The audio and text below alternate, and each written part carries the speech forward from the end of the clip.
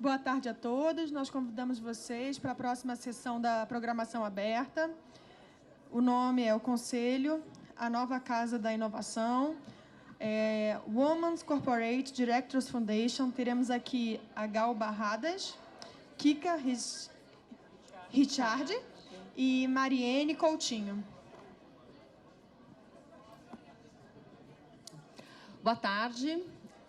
Eu vou começar aqui, seguindo o protocolo aqui desse congresso do IBGC, pedindo as apresentações, considerando aí o fator humano, tanto da Kika quanto da Gal.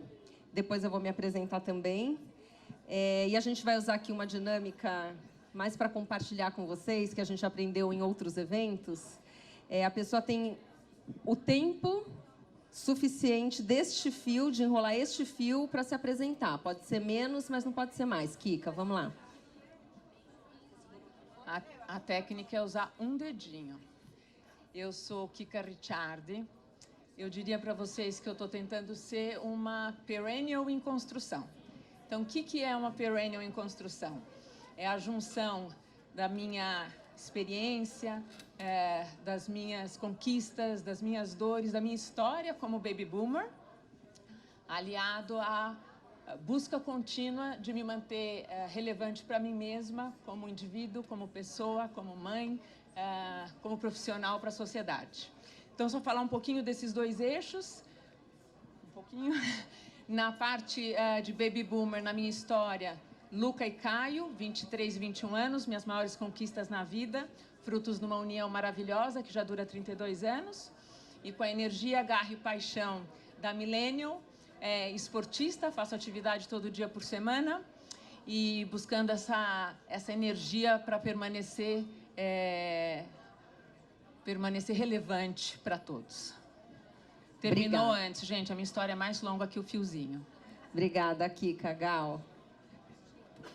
Olá a todos e a todas. Eu sou baiana, gente. Eu preciso de um barbante maior, porque eu falo muito. Olha só, obrigada pela oportunidade de estar aqui. Meu nome é Gal Barradas. Como meu nome já indica, eu sou de Salvador, mas moro em São Paulo há 27 anos. Portanto, sou uma sotero-paulistana. Sou mãe de gêmeos, sou casada, mas eu acho que a minha história ela começa na história da minha família, que é uma história de mulheres muito fortes. Minha avó nasceu em 1905 e já era uma empresária, dona de uma fábrica. Minha mãe foi a primeira mulher a se formar em arquitetura na Bahia. Também uma mulher que foi dona de escola a vida inteira, criou modelos inovadores de escolas públicas e privadas, sempre ajudou muito meu pai na profissão dele, são figuras públicas. E desde muito cedo eu aprendi o valor do coletivo, né? Então, minha casa era sempre aberta, sempre muito cheia de gente. E eu acho que essa foi a principal herança que eu herdei deles. Eu sou a filha caçula de 7 filhos, e vocês hão de convir que uma caçula de 7 filhos, se não aprende a se posicionar desde cedo, está ferrada, né? Então, isso foi mais ou menos o que eu procurei fazer a vida inteira. E eu sou bem um produto, assim, da vida que meus pais me ofereceram. Obrigada. Obrigada. Vou me apresentar com barbante. Bom, eu sou Mariene Coutinho. Eu acordo todos os dias às 5h15, para o desespero do meu marido, para correr ou para treinar. Sou mãe da Helena, de 10 anos, do Gabriel, de 18. O Gabriel está exatamente retratado naquela apresentação que a gente viu mais cedo na plenária, que fala que é a geração que quer que você faça para eles. Então, no momento, tenho feito muito por ele, mais do que já fiz quando ele era pequeno. E a minha filha de 10 por exemplo, uma que fala: mãe, como é que o Gabriel vai trabalhar no Uber se ele não tem carteira de motorista? Porque ela acha que a única possibilidade de trabalhar no Uber é sendo motorista. Bom, vamos lá. Bom, ótimas apresentações, mas eu queria que vocês falassem um pouquinho também do ponto de vista de carreira, porque algo que a gente vem discutindo bastante é esse movimento muito forte pela busca de propósito, e eu não acho que isso é um movimento de millennials, não. Eu acho que todos nós, profissionais mais experientes, quer sejamos executivos, empresários ou conselheiros, temos sido picados por esse bichinho, né, do propósito. E principalmente no grupo de mulheres, que é o grupo que eu lidero, né, na WCD, aliás, tem o nosso stand ali, temos muitos brigadeiros ainda, quem quiser, por favor, fique à vontade. Mas a gente tem percebido que a grande parte das mulheres que buscam os conselhos não buscam apenas uma fonte extra de renda ou uma ocupação pós-vida executiva. O que a gente percebe é que realmente existe um interesse genuíno de colaborar na transformação das culturas, das empresas e da sociedade. Então, eu queria começar com a Kika, contando, né, brevemente aí como é que você veio parar aqui, Kika, e por que você faz hoje o que você faz hoje e o que é que você faz hoje. E eu acho que tem muito a ver com o título que a gente escolheu, né? Por que Conselho é a nova casa da inovação. Mas, falando, então, brevemente do que me trouxe até aqui, e o porquê eu estou aqui e como, o que eu estou fazendo. Aí eu vou pegar uma analogia com Netflix. Eu digo que eu estou na temporada 3 do meu Netflix, Kika S.A. Então, a primeira foi uma temporada breve, com um episódio de 3 anos em engenharia. Eu sou engenheira civil. Aí, a temporada mais longa, com muitos episódios, nem todos permeados com propósito e fatores humanos, como a gente ouviu nesses 2 dias aqui, que foram 27 anos em mercado financeiro. Trabalhei 30 anos em mercado financeiro, 27 no Citibank, depois 3 no Deutsche Bank. E aí, justamente, quando eu saí do Deutsche Bank em março de 2017, que começou a temporada 3 desse Netflix, da Kika S.A. E é essa temporada que eu acho que mostra essa sinergia total nesse título que a gente escolheu, né? Entre como o Conselho se torna a nova casa da inovação. Se a gente imaginar tudo que a gente está passando como seres humanos, como profissionais, como negócios, não se trata de uma era de mudança, de ajuste ou de correções. É uma era de transformações. E aí, pegando o primeiro eixo, como a inovação como um vetor propulsor dessa transformação, se a gente olhar os ingredientes desse eixo, né, da ponta até o vetor mesmo que chega nos resultados de transformação, os ingredientes são basicamente todos aqueles que a gente ouviu ontem e hoje. Então, a gente tem os ingredientes da busca como indivíduo. Então, a questão de criatividade, curiosidade, protagonismo, abertura ao novo, poder de execução, flexibilidade e as competências, aí sim, emocionais, pelo fato delas se inserirem num contexto de relação com o outro. E aí sim vem a questão de colaboração, a questão de empatia, a questão de pertencimento, de um objetivo e de um propósito comum e consensuado, de uma cumplicidade. E aí o paralelo que eu traço é que, se inovação é um vetor propulsor desta jornada de transformação, o Conselho ele é um organismo vivo, no mesmo posicionamento da inovação, onde ele se alimenta dos mesmos ingredientes para produzir o mesmo resultado como transformação. Então, uma vez que eu fui mordida pelo bichinho do entusiasmo da transformação digital, com inovação, empreendedorismo, e eu sou fã do empreendedorismo de impacto, né? Especialmente, e tecnologia como 3 alicerces, eu juntei tudo isso com mais um papel de agente vivo da transformação, que é o Conselho. Então, hoje, nessa jornada de transformar pessoas e negócios, eu atuo como investidora anjo, conselheira consultiva e mentora de pessoas e de startups. Muito bom. Gal? Bom, eu passei 29 anos da minha vida dentro de agências de comunicação e agências digitais, que é um segmento onde a inovação, a criatividade fazem parte do core, né? Mas eu sempre trabalhei na área de estratégia e negócios. Então, eu tive a oportunidade, como sócia e presidente de agências, de fazer a transformação tanto de modelos tradicionais que queriam se digitalizar, como o oposto, né? Empresas que nasceram puramente da tecnologia, que gostariam de alinhar competências de criatividade, planejamento estratégico, etc. E o que a gente aprende ao longo da vida é o seguinte. Primeiro, que é um segmento que só tem 2 ativos. A marca que você constrói e gente. Acabou. Só tem esses 2 ativos. Então, eu sempre procurei fazer uma gestão voltada para os valores. Porque os valores é que alinham tudo, inclusive toda a experiência que a gente entrega. E, quando a gente é presidente de uma empresa, a gente quer resultados, né? Então, eu queria quebrar já alguns paradigmas aqui que são bastante recorrentes no mercado, assim, que são absolutamente falsos. Então, assim, eu vivi nessas experiências o falso paradigma de que empresas que eram muito boas em analytics eram ruins de criatividade. Isso é a maior loucura que pode existir no mundo. Por quê? Porque a gente luta por dados, né? Então, se a gente vende mais, a gente teve melhores dados. Então, aumentei 20% minhas vendas. Aumentei os meus dados. Parabéns, você conseguiu fazer 20% a mais de pessoas reagirem para comprar o seu produto. Então, o que é um dado? Dado é apenas e tão somente a reação de pessoas.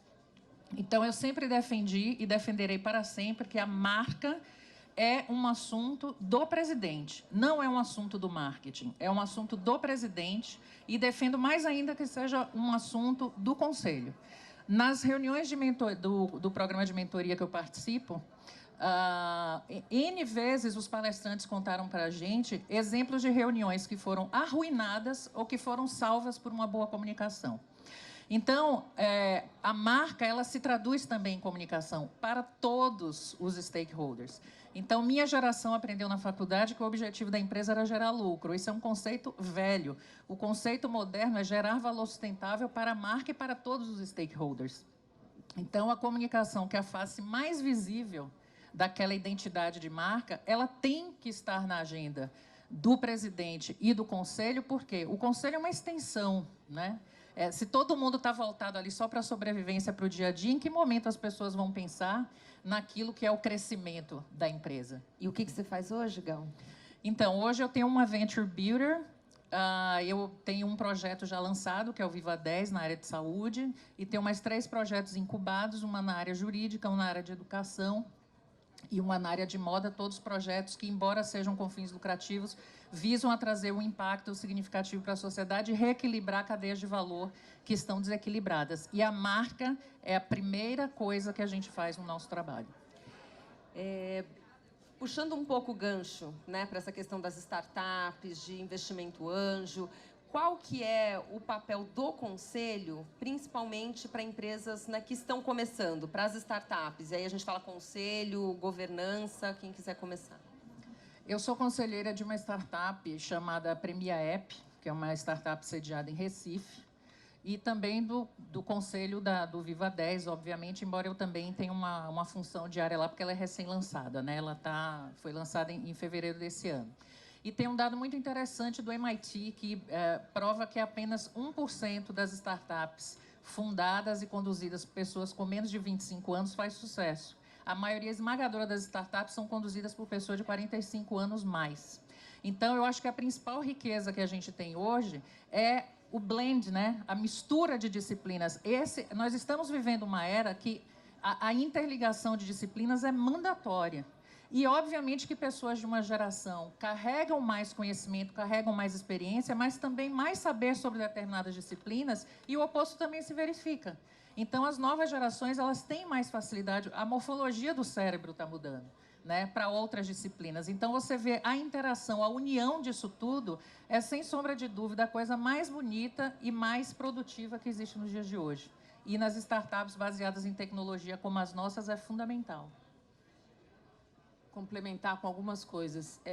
Não sei se todo mundo viu, mas semana passada, ou 2 semanas atrás, o Distrito, que é um hub de fomento ao empreendedorismo, soltou uma pesquisa super interessante e ela foi divulgada exatamente com essa chamada, Gal, a desmistificação dos empreendedores. Então, há toda uma série de dados, mas o principal, o perfil que ela traçou foi o empreendedor brasileiro, neste universo analisado, na sua grande maioria, ele é homem, tem acima de 35 anos, é formado em universidades de São Paulo, de renome, ou seja, tem formação acadêmica, tem experiência de, no mínimo, 10 anos de formado e está realmente empreendendo em busca de desenvolver um negócio. E aí eu vou usar a definição que tem a ver com marca, que a gente ouviu ontem do Fernando da Unilever, que eu amei de paixão.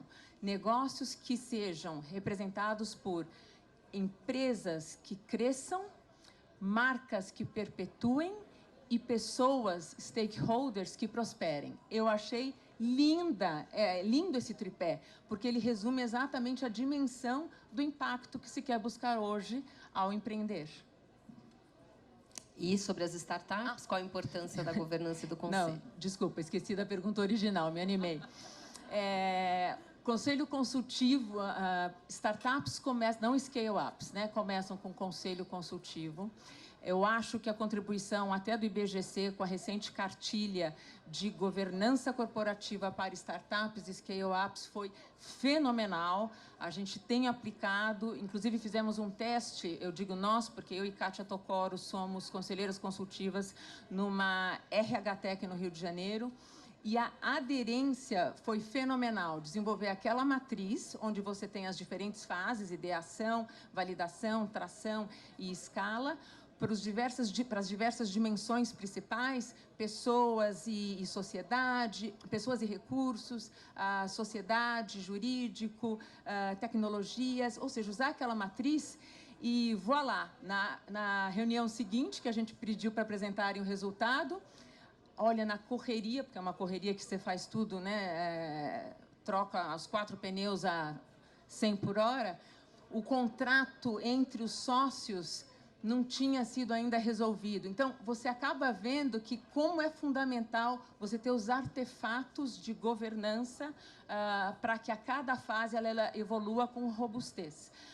Falei em governança, mas eu queria dizer algo que a gente tem percebido maior como a cultura de integridade, de responsabilidade corporativa, que é algo que anda e cresce com a musculatura em paralelo com os artefatos. O mais importante é realmente a cultura que será conduzida com um aumento de funcionários, que cada um vá perpetuando a filosofia de respeito, de controles, de gestão de riscos integrados e de conformidade, conformidade por ser necessário e devido pela ética, não por uma obrigação de legislação. Então, isso é muito importante. Me intriga bastante exatamente fazer esse paralelo, né? De um lado, você tem as startups, que têm todos aqueles valores, né, o princípio de agilidade, de tomada de riscos de uma forma mais acentuada, de diversidade, de tecnologia e inovação. E aí você tem, do outro lado, as empresas mais tradicionais, que têm exatamente o contrário, toda a governança, toda a estrutura, mas falta a agilidade, falta, às vezes, a inovação, falta essa abertura para desaprender e reaprender, como a gente ouviu hoje mais cedo também. Então, mudando um pouquinho para o papel do conselho na empresa que está se transformando, que está passando pelo seu processo de transformação, não só digital, mas até cultural, que foi falado isso bastante também, sobre a transformação cultural, vejo 2 linhas aqui bem importantes para a gente explorar. Uma é como trazer a inovação e essas transformações, esses temas, para dentro da agenda do conselho, e como transformar o conselho em si, né? Quer seja do ponto de vista de dinâmica, do ponto de vista de composição. Então, queria que vocês falassem um pouco sobre esse segundo lado aí, que são as empresas, conselhos das empresas mais maduras. Bom, assim, o conselho ele é convidado, né? Ele é escolhido, então ele tem que ter alguma afinidade com a atividade da empresa normalmente. Só que o que acontece é o seguinte, se a gente olhar as empresas que são líderes de mercado há muito tempo, ou há pouco tempo, e já são líderes de mercado, então você pega uma Coca-Cola versus um Google, por exemplo, eles têm em comum entender a concorrência desproporcional e o mindset acima de tudo. Então, no livro Futuro da Competição do Prahalad, ele responde a pergunta de por que empresas, startups ou muito jovens são inovadoras e as empresas tradicionais, à medida que vão crescendo, vão perdendo seu caráter inovador. E é muito simples, porque empresas normalmente são movidas por processos e custos e as pessoas são movidas por experiências e emoções. Então, ontem, uma das palestras passou por esse tema também, as curvas lá, né, de mudança. Então, a única solução para isso é trabalhar em fatias. E porque a concorrência é desproporcional hoje, você tem uma grande empresa concorrendo contra grande empresa igual a ela, ou uma grande empresa concorrendo num pedacinho com uma startup que concorre com outra startup, etc. Então, esse mindset também tem que vir para o Conselho para que ele saiba entender, analisar e orientar, né, a empresa dentro de um cenário competitivo absolutamente novo, que hoje é do jeito que a gente sabe, daqui a 5 anos a gente não sabe mais. Então, essa questão do mindset, para mim, é fundamental, porque é esse constante movimento que não vai parar mais em ciclos de vida cada vez mais curtos. Então, para mim, a questão do mindset é disparadamente a coisa mais importante acima do conjunto de ferramentas ou acima do conjunto de habilidades.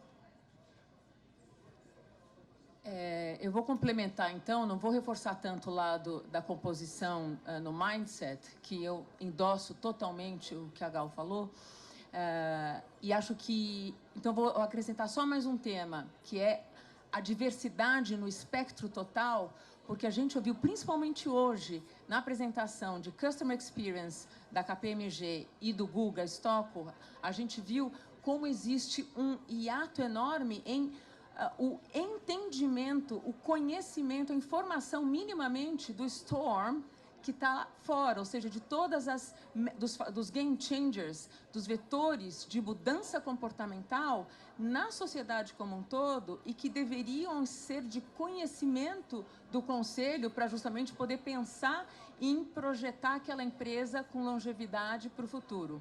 Então, a questão da representatividade social em todo o seu espectro, de gênero, generacional, cultural e social, né? Então, se a gente pensar, mais de 50% da população é afrodescendente, o percentual dos jovens, da camada da geração X esquecida. Então, tudo isso representado de forma a poder ter empatia com aquele cliente que, no final, seja ele B2B ou B2C, será o consumidor daquela marca, né? Então, essa diversidade compondo com mindset. Mas eu queria tocar, só para complementar, Gal, no tema de dinâmica, que eu acho que é importante. A inovação também está presente na dinâmica dos conselhos. Eu ouvi ontem e hoje, gostei muito de ver no Raul Calfato falando, e hoje também, como a gente já percebe ferramentas e artefatos estando disponíveis no Brasil, que há 2, 3 anos atrás não estavam, que era até o exemplo do Netflix, né? Então, Netflix foi um precursor e tem um review para quem quiser ver da HBR, da Harvard Business Review, fantástico sobre os artefatos inovadores adotados pela Netflix. Então, como uma empresa em 7 anos conseguiu se expandir para 140 países. O fato dos membros do Conselho participarem ativamente de reuniões dos gestores, mas é um ativamente no sentido de conhecerem os dilemas, os problemas, as questões que estão impactando o negócio no dia a dia, mas se mantendo absolutamente imunes e respeitando a governança e não serem influenciadores de nada, mas apenas coletando informações. Então, essa coleta ao vivo e também com as ferramentas que permitem maior transparência e disponibilidade de informações online para essa interatividade, aí eu fecho dizendo, por isso que no começo eu me referi ao Conselho como um organismo vivo. Essa é a grande transformação do Conselho hoje. Ele não é estático nem na sua composição, nem na sua velocidade e nem na dinâmica e nos artefatos usados. Só para complementar também, Mari, porque é o seguinte, eu estou vendo que tem alguns homens aqui assistindo a gente, eu queria deixar uma mensagem, porque não por acaso tem 3 mulheres sentadas aqui, porque a gente está representando a WCD, que é uma entidade que reúne mulheres. Mas eu já ouvi vários casos e conheço pessoas que têm medo dessa mudança, né? E olham muito para o próprio umbigo, olham muito para dentro. O umbiguismo acabou, gente. Acabou. Não existe mais. É o fim do umbiguismo no planeta. As empresas que só olham o próprio umbigo vão morrer. Então, assim, onde é que estão as receitas das empresas? Fora. Elas estão ali, andando na rua. Então, o que acontece é o seguinte, se a gente quer criar para aquelas pessoas, neste mundo diverso que existe lá fora, nós temos que ter diversidade dentro. E, assim, ter mulheres nos conselhos é o mínimo de diversidade que se pode ter para poder avaliar oportunidades e riscos de maneiras diferenciadas. Senão, é só o mesmo olhar, as mesmas oportunidades e os mesmos riscos. E essa empresa não irá para frente. Obrigada. Adorei. Eu queria fazer uma outra pergunta, um pouco nessa linha do que sobra, então, para o conselheiro experiente, né? Porque muito se fala da transformação, das novas habilidades, da diversidade.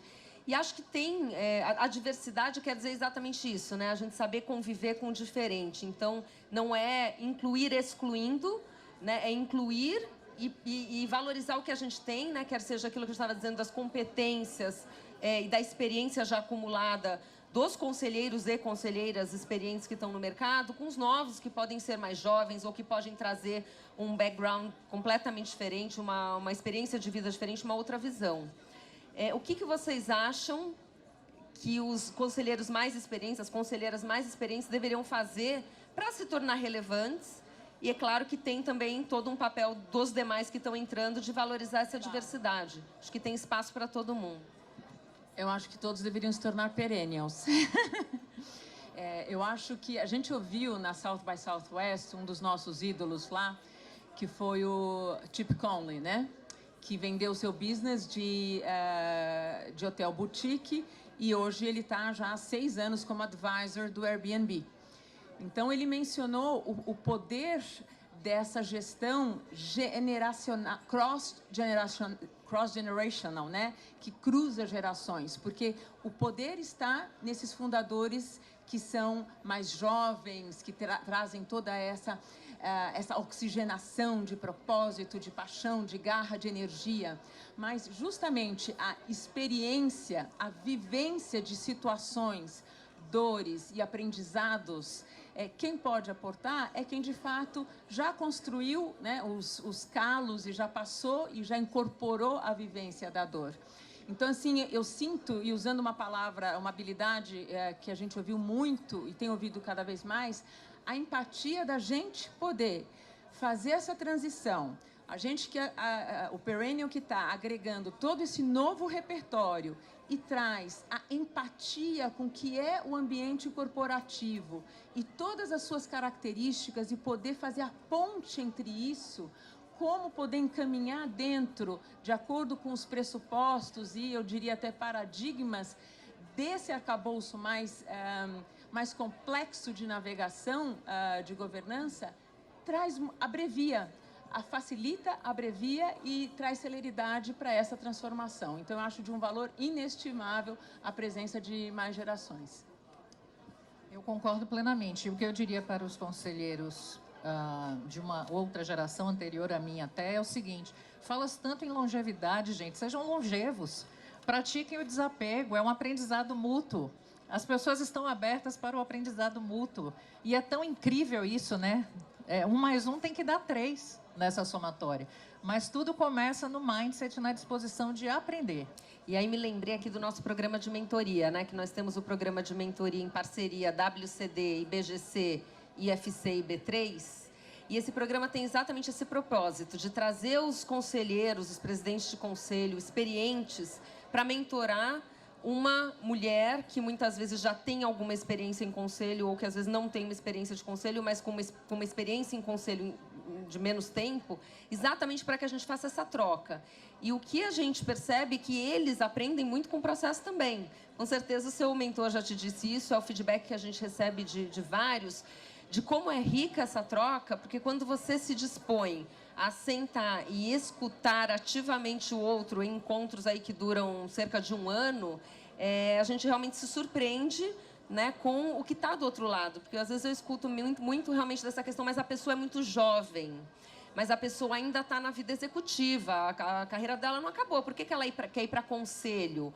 Olha, eu não sei se a gente precisa ter uma mulher no conselho. Então, todas essas barreiras que a gente percebe aí no dia a dia, depois realmente que isso deixa de ser só um assumption, ou deixa de ser um preconceito, né? E de verdade você conhece o ser humano do outro lado, e ele pode ser um ser humano mais jovem, pode ser um ser humano de um outro gênero, ou com um perfil completamente diferente com o seu, é que eu acho que as pessoas começam a entender a riqueza dessa diversidade que a gente estava falando. Eu queria saber se alguém gostaria de fazer alguma pergunta.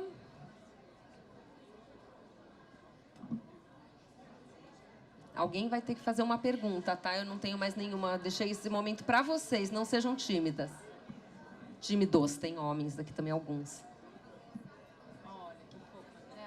É que você falou de um dado que eu prestei especial atenção, não tem tanto a ver com o tema de vocês, mas tem tudo a ver com inovação, que são as pessoas que estão no comando das startups que dão certo, que é 45+. E a gente está assistindo, sobretudo nesse mercado de marketing, muitas executivas que ocuparam o cargo de VP, indo para startups ou indo para lugares totalmente fora do que a gente chamaria de zona de conforto, né? E eu queria saber de vocês, o que vocês enxergam desse movimento? Não tem a ver com conselho, tá? Mas eu acho que é uma coisa muito indicativa da busca por inovação, né? E eu vejo muita mulher fazendo isso. Talvez porque eu acompanhe mais mulheres também. Olha, a Mari falou uma coisa aqui no início que eu concordo plenamente, que ela falou que nós, por exemplo, somos movidas por uma paixão, assim. Não necessariamente a gente precisaria estar num conselho, mas a gente quer estar. Porque as carreiras da gente foram construídas não só para as nossas empresas, mas também para o mercado. Então, eu acho isso bem importante, sabe? Porque o motor transformador, ele está muito ligado a essas crenças e a essa paixão, né? De deixar algo para o mercado. Não sei se eu respondi sua pergunta. E eu acho que é o que move essas pessoas também, porque pessoas da nossa geração, elas estão bem no meio do caminho, né? A gente está aprendendo com pessoas mais velhas e a gente está dando mentoria para pessoas mais novas. A gente fez a ponte, né, disso que se chama digitalização, da comunicação em rede, etc. Então, é uma corrente de mútuo aprendizado, como eu falo, extraordinária. Extraordinária. Eu acho que isso também é fonte da longevidade, né? Então, eu fui fã de Caetano Veloso, assim como meu pai e minha mãe foram, como meus filhos são. Eu quero ser Caetano Veloso. Eu não quero envelhecer nunca, eu quero ser igual a Madonna. Sabe? São essas pessoas que me inspiram. E se a longevidade está aí, estou nessa. Queria dar até um pouco de dado do que eu estou vivendo para endereçar especificamente a sua pergunta. A gente passou por um período nesse pós-crise de 2008, onde, principalmente no Brasil, a gente viu nascer toda uma geração feminina, agora vou falar especificamente dessa população, de empreendedoras por necessidade. Então, está aí a querida Ana Fontes, com todo esse trabalho brilhante que ela fez, a Rede Mulher Empreendedora, que tem hoje mais de 500, não sei o alcance hoje, dessas empreendedoras. E agora o movimento que começa, e eu posso te dizer com conhecimento factual, prevendo uma segunda onda de empreendedoras por propósito. Porque a gente tem contagiado demais. A gente chega naquele eixo do millennial ao baby boomer. Então, a gente foi para Israel, a gente foi para Austin, a gente foi para Seattle, a gente foi para Berlim, agora África do Sul, ano que vem China, Web Summit em Lisboa. Aí o pessoal começa a pensar, o que eu estou fazendo para mim mesma, para a sociedade, nessas 4 paredes? Então, se aquele ambiente não responder mais aos seus anseios, ela começa a vislumbrar a possibilidade de transformação que ela vê concretizada em outras pessoas. Então, isso é muito legal.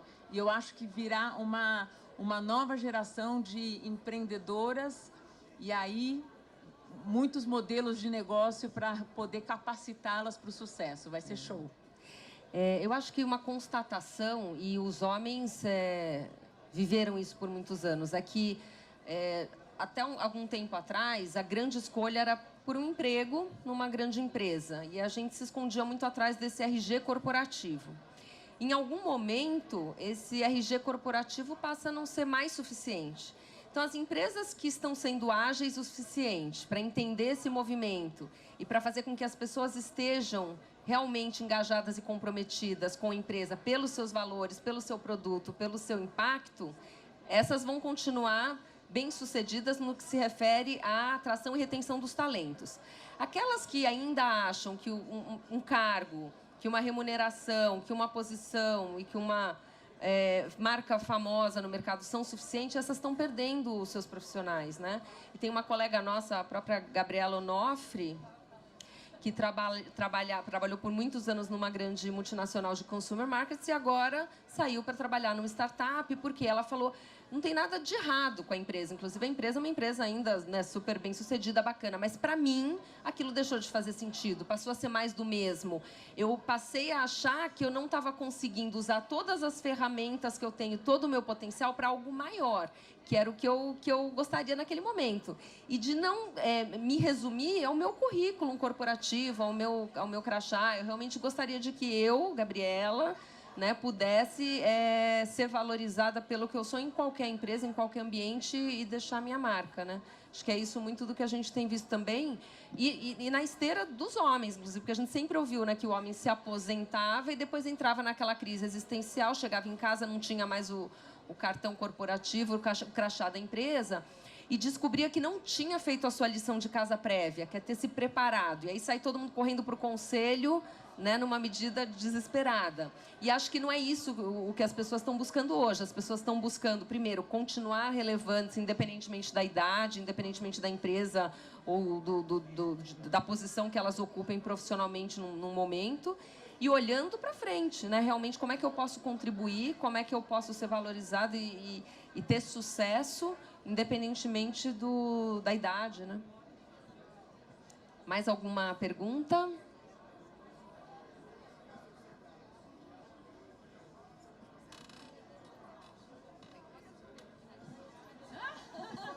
Se ninguém mais tiver uma pergunta, ela tem outra. Então... Já que eu fui contratada para vir fazer pergunta. Perguntas plantadas.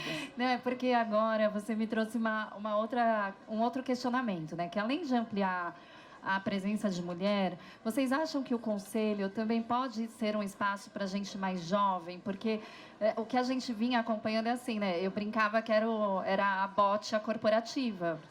Muita gente muito mais velha para o conselho, enfim, uma saída honrosa e coisa e tal. Claro, eu não acho de verdade que alguém esteja preparado para um conselho, a não ser um super gênio, com, sei lá, 28 anos. Mas vocês acham também que esse caminho vai, além de ampliar a presença da mulher para a diversidade, tem também oportunidade de gente, sei lá, a partir de uns 40 anos, enfim? Eu acho que não tem idade. Quando você falou 28, eu acho que até para o 28 tem. O que é difícil é você ter a postura, as habilidades, a maturidade necessária, normalmente, nessa faixa etária ou até mais jovens. Mas se a pessoa tiver, não tem nenhum problema. Se tivesse uma pessoa de 18 anos, madura o suficiente para compreender a complexidade das discussões, o impacto daquelas discussões, o ambiente corporativo fora dele, porque são questões complexas, né? No conselho não tem discussão fácil. Tudo tem dois lados, tudo tem um impacto que exige uma experiência, uma vivência que normalmente vem com os anos. Mas por que não, se a gente encontrar uma pessoa que reúna esses atributos, não olhar para o RG? Eu acho que esse que é o novo caminho. E acho que quando você tem o entendimento de qual é esse repertório, tanto da sua bagagem cognitiva, como das habilidades, já ouvi 5 nomes, né? Soft skills, life skills, high skills, core skills, whatever, as habilidades socioemocionais, você fica agnóstico a padrões fixos, né? Entre eles, de geração ou de idade. Então, você pode ter uma pessoa que tenha a bagagem suficiente, domine, tenha o expertise de um conhecimento e, adquirindo aquele outro repertório socioemocional, pode colaborar em colegiado. E a gente tem vivido, na realidade, muitos desafios no lado oposto. O que eu quero dizer? Bagagens e experiências cognitivas extremamente valorosas, mas com o mindset, com uma inabilidade da humildade de se despir de paradigmas construídos, né? De trabalhar em colegiado colaborativamente, respeitosamente. Então, você passa a deixar agnóstico a uma variável em si. Enfim. Bom, o tempo está encerrado. Peraí, não. Tem, o Otto, você quer fazer uma pergunta? Um homem, por favor, uma última pergunta. Nosso amigo Otto Baumgart. Qual foi o maior desafio que vocês enfrentaram quando mulher no colegiado? Passa já para o Otto e a gente responde as duas. Queria saber, na opinião de vocês... Bom, boa tarde, meninas. Isso aqui um jovem no meio dessas jovens moças. Queria saber como é que vocês têm visto o ecossistema de inovação lá fora. Acho que as empresas vão muito para fora para ver o que tem. E acho que nesses últimos 5 anos, o ecossistema de inovação brasileiro ele desenvolveu muito. Então, eu queria ouvir um pouco, na visão de vocês, quais são os polos de inovação no Brasil e como é que vocês fazem essa correlação fora? O que é bom ver aqui, o que é bom ver fora? Obrigado.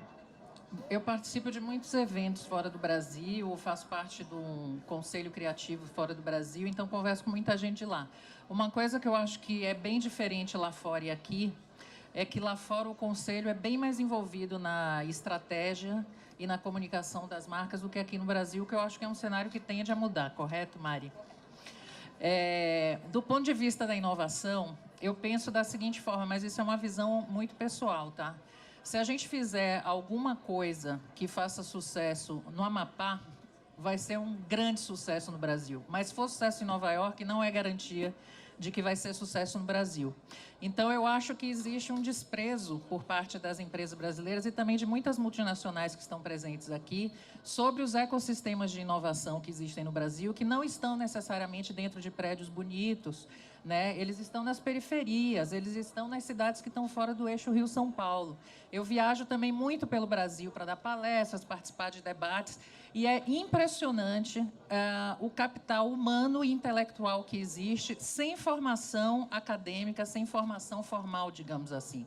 Mas que são pessoas que têm esse espírito empreendedor por natureza, muitas vezes por sobrevivência, e que criam soluções locais absolutamente extraordinárias que, na minha opinião, poderia fazer do Brasil um grande exportador de know-how para todo o hemisfério sul do mundo. Então, eu acho que existe um complexo de vira-lata aí muito ruim do brasileiro, que eu acho que no dia que o brasileiro conseguir superar, vai ser sensacional. Óbvio que tudo que é criado no Vale do Silício, em Dublin, em outros polos de inovação, a gente está usando aqui no Brasil também. Veja o WhatsApp, que é a nossa maior rede social, né? A maior rede social do Brasil é o WhatsApp. E existem N negócios de WhatsApp. Tem um comercial do Comfort no ar agora, a indústria falando direto com o seu consumidor através do WhatsApp.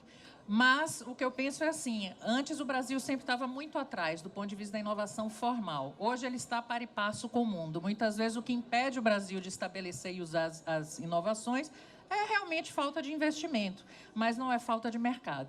Então eu acho que a gente precisa conhecer melhor o que é o Brasil, fora do eixo Rio-São Paulo, e a gente vai fazer o país explodir. Otto, eu vou na carona da Gal. Para citar especificamente e assertivamente a resposta à tua pergunta, eu te diria, primeiro, falta visibilidade. Existem ecossistemas super fortes. No Sul, a gente teve agora em Curitiba, Joinville, Londrina, Florianópolis, é impressionante. E fazendo um paralelo a Israel, onde a gente teve, essas cidades menores que São Paulo, tem algo que falta em São Paulo, que é o objetivo comum, a agenda comum e a união entre os vários agentes. Então, academia, governo e iniciativa privada estão extremamente mais unidos lá no Sul e também Recife, eu queria citar. Rio de Janeiro é que realmente o carioca precisa trabalhar um pouco melhor colaborativamente. Mas eu acho que a gente já tem robustez absoluta e está faltando um pouco mais de união entre esses agentes para que realmente decole. Sem notar a tremenda evolução que houve nos últimos 3 anos. 2016 para até 2019 é vertiginoso o crescimento em qualquer área que você analise. Mas se todos os agentes se unirem, aí sim, como diz Gal, 1 mais 1 dá 3. E aí a coisa decola ainda mais. O que me salta aos olhos, e você participou de algumas missões com a gente, é que geralmente a inovação, a história da inovação de um país, ela vem pela história do país, né? Aquela coisa de primeiro você tem a dor e depois você vem com a solução. Eu acho que o que a gente está falando isso é que às vezes falta a gente olhar as dores específicas do Brasil para criar inovação, embora a inspiração externa eu nunca desprezo também, porque eu acho que se tem alguém fazendo alguma coisa boa em algum lugar, eu gosto de saber para poder avaliar.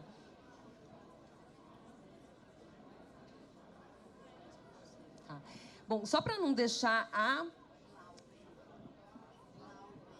Glaubey Sem resposta, desculpa, eu sei que o tempo está esgotado. Mas o maior desafio em um conselho que vocês, como mulheres, já passaram. Bem curtinho para encerrar. Olha, na minha experiência, o maior desafio foram as hidden agendas. Quando você, de fato, tem, nas empresas tradicionais, ainda a mentalidade de silos e de departamentos que buscam, num olhar, eu vou chamar de míope, imediatista, uma receita, uma agenda puramente financeira de curto prazo e única, e não do todo, conciliar essa agenda, a agenda da empresa e o impacto em todos os stakeholders é praticamente sobre-humano, eu diria. Bom, eu sou, tirando as empresas das quais eu sou sócia, eu só sou conselheira de uma empresa que eu falei, né, que era de tecnologia, então eu fui convidada para trazer uma visão de consumidor de marca, então fui muito bem recebida, e sou conselheira há 10 anos da ONG Verde Escola também, com muito orgulho. Então, assim, eu não tive essa dificuldade, eu acho que a dificuldade está antes, que é estar no radar das empresas que precisam compreender que marca é tudo, cultura é tudo para o resultado da companhia. Então, é esse o meu próximo desafio. Tá bom. Obrigada, gente. Um prazer.